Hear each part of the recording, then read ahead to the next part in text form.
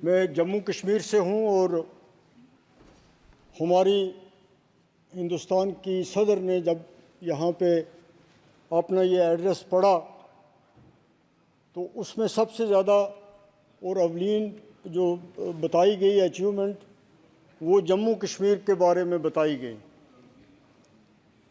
लेकिन साथ में ये नहीं बताया कि पिछले 10 साल से जम्मू कश्मीर में कोई इलेक्शन नहीं हुआ। हम एक इलेक्टेड, एक जमहूरी निज़ाम में एक मंतखब हुकूमत होती है। लोकल बॉडीज के इलेक्शंस हुए थे 37 सालों बाद। मैं असेंबली के इलेक्शन की बात कर रहा हूँ जनाब, कि असेंबली के इलेक्शन 2014 के बाद नहीं हुए। 2018-17 में वो असेंबली भी डिज़ोल्व कर दी थी। हम असेंबली के बग़ैर हैं आज तक, उसका ज़िक्र नहीं किया। और उसके साथ साथ इसका ज़िक्र भी नहीं किया कि हमने जम्मू कश्मीर में कितना बड़ा जुल्म किया कि एक फुल फ्लेज रियासत थी, उसको तकसीम किया गया, उस 2 यूटीज़ बनाई गई। आज तक इस पार्लियामेंट की हिस्ट्री में ऐसा कभी नहीं हुआ कि एक स्टेट को तोड़ के यूटी बनाई जाए। हमेशा ये हुआ है कि यूटीज़ को स्टेट बनाया गया है।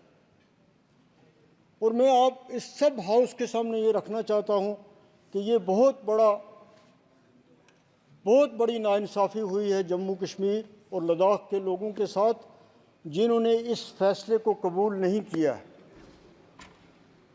हम चाहते हैं कि हमारे जो हकूक़ छीने गए हैं उनको वापस दिया जाए, फ़ौरन इलेक्शन करवाए जाएं और हमारी स्टेटहुड फ़ौरन वापस की जाए।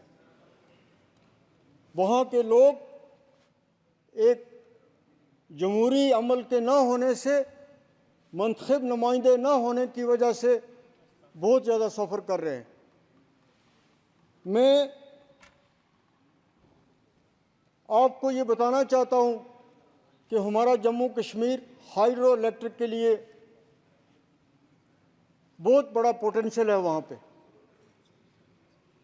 इतना पोटेंशियल है कि अगर हमें वो पावर प्रोजेक्ट्स दे दिए जाएं तो हमें, अगर सरकार यहाँ से पैसा ना भी दे डेवलपमेंट के लिए, तो हम अपनी डेवलपमेंट कर सकते हैं।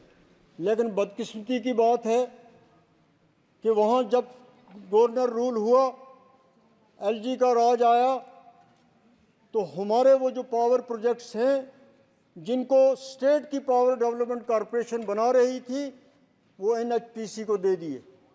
और आज हालत ये है कि इतना पोटेंशियल होने के बावजूद हमें आज वहाँ पावर मिल नहीं रहा है, और जो मिल रहा है वो भी आसमान की कीमतों पे मिल रहा है। इतना बड़ी नाइंसाफ़ी जो है, हमारे जो पावर प्रोजेक्ट, जो हमारा पुराना मुतालबा रहा है कि कम से कम हमें हमारे हाइडल प्रोजेक्ट्स जो हैं उनको वापस कीजिए, लेकिन उस बारे में कुछ भी नहीं कहा जाता।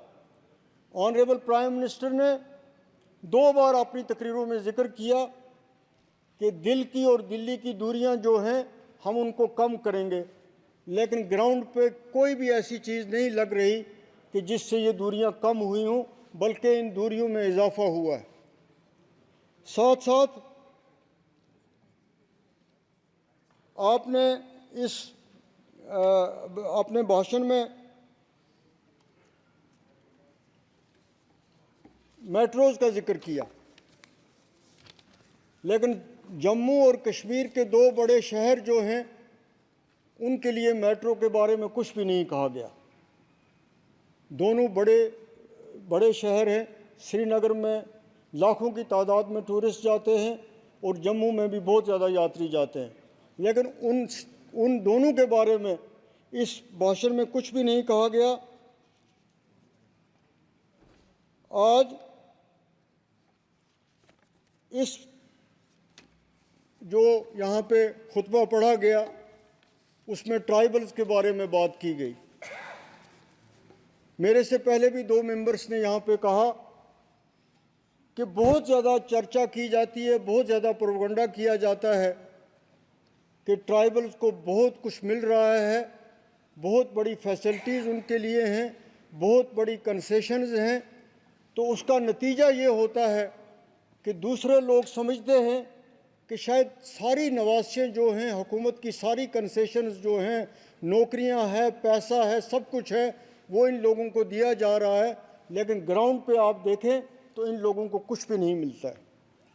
जिन चीज़ों के बारे में ऐलानात किए जा रहे हैं वो ग्राउंड पे इम्प्लीमेंट नहीं होते।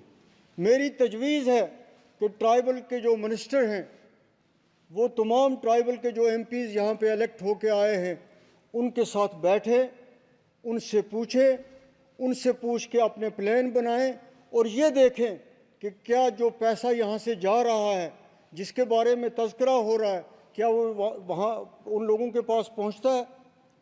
कोई ऐसी, हमें जम्मू कश्मीर में बहुत ज़्यादा मीडिया के थ्रू इस पिछले दौर में प्रोपगंडा किया जा रहा है कि हम बहुत कुछ इन लोगों के लिए कर रहे हैं, लेकिन वहाँ पे कोई चीज़ ऐसी ग्राउंड पे नहीं लगती है जिससे ये कहा जाए कि पिछले 5 साल में इनकी बेहतरी के लिए वहाँ पे कुछ हुआ है। आज जम्मू कश्मीर में बेरोज़गारी अपने अरूज पे है। पिछले 10 साल से रिक्रूटमेंट का प्रोसेस तकरीबन रुक गया है। लोग पीएचडी की डिग्री करके, इंजीनियरिंग की डिग्री करके, एमए करके, बीए करके एवरेज हो रहे हैं, लेकिन बदकिस्मती की बात है कि कभी वहाँ भी पेपर लीक हो जाते हैं, कभी पोस्ट रेफ़र की जाती हैं, फिर पोस्ट विड्रा हो जाती हैं, फिर रेफ़र की जाती हैं। तो इस सेंसिटिव स्टेट में एक बेरोज़गारी इतनी बढ़ जाए, इस हमारी रियासत के साथ साथ पूरे मुल्क में इस वक्त बेरोज़गारी जो है अपने अरूज पे है। और सबसे बड़ा मसला जो है इस मुल्क को दरपेश है, ख़ास तौर पे हमारा जो जम्मू कश्मीर है उसको पेश है, वो बेरोज़गारी का मामला है।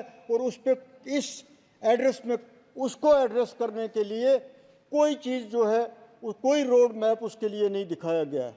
महंगाई आज अपने अरूज पे है, चाहे वो गैस की बात हो, चाहे वो पेट्रोल की बात हो, चाहे वो खाद की बात हो, चाहे वो सब्ज़ी की बात हो, चाहे चीनी की बात हो। हर चीज़ जो है उसका रोज़ बरोज़ वो महंगी होती जा रही है। ऊपर से जीएसटी ने लोगों की कमर तोड़ के रख दी। तो इन चीज़ों के बारे में इस एड्रेस में जो मेन इश्यूज़ थे, जो लोग इस वक्त सफ़र कर रहे हैं, उनके बारे में कुछ भी नहीं कहा गया है। उनको किस तरह एड्रेस किया जाएगा, गरीब के लिए कुछ भी नहीं इस एड्रेस में कहा गया है कि उसकी मुश्किलात कैसे हल की जाएंगी। जम्मू कश्मीर में कई हज़ार मुलाजमीन जो हैं बेचारे, जो कैजुअल हैं, डेली वेजर हैं, फॉर सो मनी ईयर्स वो सड़कों पे हैं। अब उनको सड़कों पे भी नहीं आने दिया जाता। उनकी मुश्किलात को एड्रेस करने के लिए कोई भी कार्रवाई जो है वो नहीं हो रही है। एक सरकार भी वहाँ नहीं है और जो लोगों के मसले हैं उनके लिए भी कुछ नहीं किया जा रहा है। ना हमारे सियासी मामले में कोई पेशरफ्त हो रही है, ना हमारे इक़्तिसादी मामले में कोई पेशरफ्त हो रही है। इसलिए मैं पूरे हाउस से ये कहना चाहता हूँ कि जम्मू कश्मीर के बारे में जो कुछ यहाँ पे कहा गया, उतना कुछ वहाँ पे प्रैक्टिकली उसके बिल्कुल डिफरेंट पोजीशन है। और हम लोग जो जम्मू कश्मीर के हैं, हम सफ़र कर रहे हैं। पूरे देश के जो मेंबर यहाँ पे इलेक्ट होके आए हैं, उन्हें इस मामले में गौर व फिक्र करना चाहिए और अपनी आवाज़ यहाँ पे बुलंद करनी चाहिए। ख़ास तौर पे मैं इंडिया अलायंस के लोगों को, जिनका हम हिस्सा हैं, उनको इस मामले में, मैं आज अपोजिशन के लीडर ने ज़िक्र तो किया एक लाइन वहाँ पे, लेकिन मैं ये चाहता हूँ कि ये ज़िक्र ज़रूर यहाँ अपोजिशन से होता रहे। जम्मू कश्मीर के बारे में बहुत बहुत शुक्रिया।